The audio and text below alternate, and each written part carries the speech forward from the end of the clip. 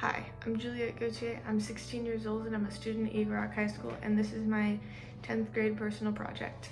The topic for my personal project is tackling food deserts and promoting affordable health through cooking. If you don't know, a food desert is an area normally located in populated cities where people will struggle to find and locate fresh and organic food options because of the lack of grocery stores nearby. Something else that comes along with food deserts is food swamps, which is when a neighborhood is densely populated with primarily fast food restaurants. These two things often go hand in hand because while grocery stores will avoid the neighborhoods where the residents won't be able to afford their food, fast food places will thrive there because A, there's usually not a whole lot of other options for food, and B, it's cheap and convenient, so everyone will be willing to buy it.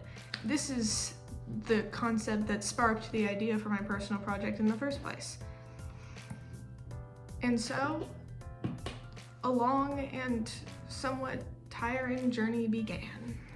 I talked to some of my mom's coworkers about the topic, and in case you haven't put it together yet, grocery stores are avoiding low-income neighborhoods. It's estimated that in the United States, about 23.4 million people live in low-income neighborhoods and more than a mile away from a supermarket.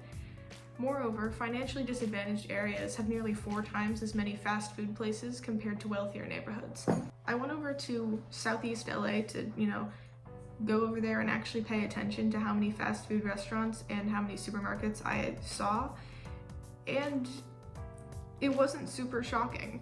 I looked through a 4.75 acre radius and I found 12 fast food chain restaurants and only 1 grocery store. While I was babysitting, the kid's aunt was there at the start and we were talking about my personal project because the due date was coming up and whatever. She actually lived in South LA for a really long time, and she told me about something that I hadn't previously figured out through research. She told me how most of the time the only food her and her family ate were from fast food restaurants, and it wasn't for a lack of trying. It was mostly because the closest market to her house was over 3 miles away, and even then, she didn't expect that the market would stay open for long, as every other supermarket in the area had closed down almost as quickly as it opened up. It really is interesting to think about how grocery stores and markets will completely avoid areas because the people who live there have lower incomes instead of just lowering their prices. Because, in case you have forgotten, eating is a requirement for living, and it shouldn't matter how much you get paid.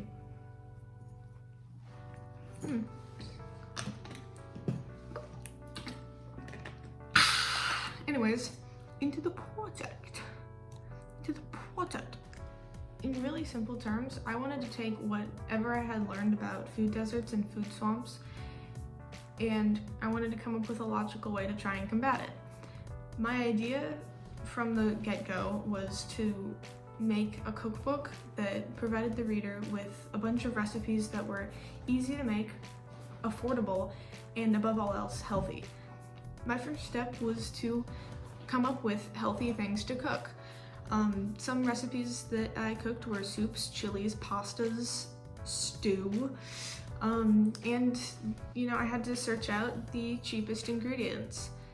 I did research, but I also went to a bunch of different grocery stores to find which grocery stores were cheap. From what I found, stores like Sprouts or Trader Joe's that primarily sold their own brands were a lot more expensive, while stores like Vons or Stater Bros were less expensive.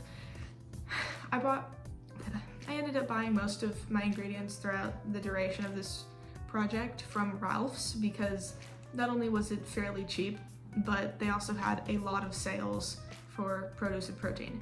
And so began what is arguably the hardest part of my project, the cooking. I didn't expect it to be as hard as it was. I was excited to do the cooking because I liked cooking. I like cooking. I still do. What I originally expected to be easy and fun definitely became the most difficult part, because I don't know why I chose a cooking-based project, because my house is actually going under renovations right now, and the renovations were primarily in my kitchen, so I didn't have access to a kitchen the entire time. I was only able to cook when my neighbors were out of town, so then I could use their kitchen. So it was hard to manage my time correctly when I couldn't actually pick when I was going to cook. Despite the fact that this was a roadblock, it also gave me a lot of perspective on my project. Without easy access to a kitchen and finances being tighter because of the remodel, I was able to see firsthand the struggle to make the choice to choose being healthy over the convenience of fast food. So, yeah, don't really know where I was going with that, but now you know it. This part of the project also helped me with life skills. Cooking, something that I strongly believe that everyone should know. I think everyone should know how to cook, but for some reason, I didn't really know how to cook well until this project. The actual cooking was a process of trial and error, but many fire alarms and burnt pots later, I got it done and I learned a lot along the way. Such as to turn on the vent or open the windows, or don't put the stove on high for an hour and a half. In all seriousness though, I truly did feel like I learned a life skill because, you know, like I said before, eating is a necessity and I think everyone should know how to cook.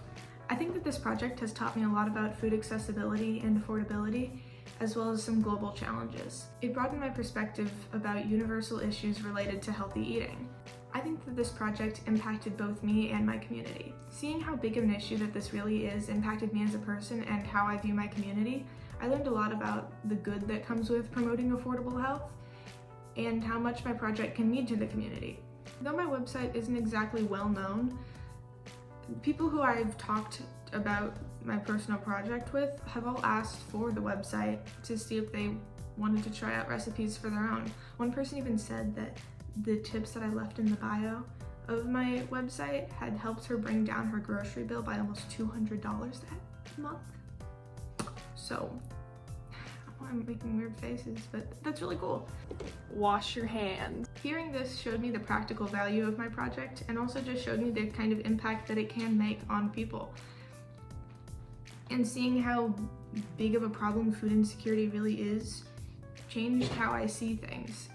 Like how lucky I am because of where I live and how easy it is for me to access healthy foods. Despite the fact that this was a required project for the IB program, the things I've learned along the way won't be leaving my mind soon. I think that this experience has become more than just a mandatory assignment, but my own personal journey of growth and awareness.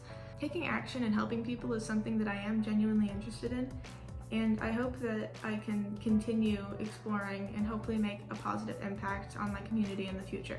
While completing this project, I found that the global context, globalization, and development to be most relevant. Both of these contexts revolve around worldly issues and developing solutions to problems within my community, and I think that perfectly describes the goal of my project.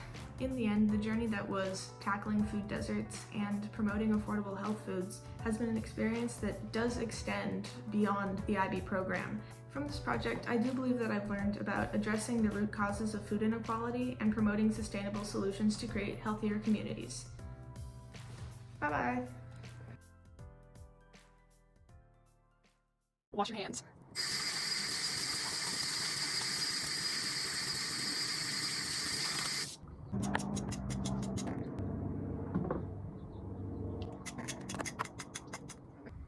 Oh, I got carrot on the screen. I think I'm hearing voices. If this gets featured in some type of documentary where I get murdered, please cut out the parts where I'm throwing carrots at the camera. Well, I'm gonna put this in here.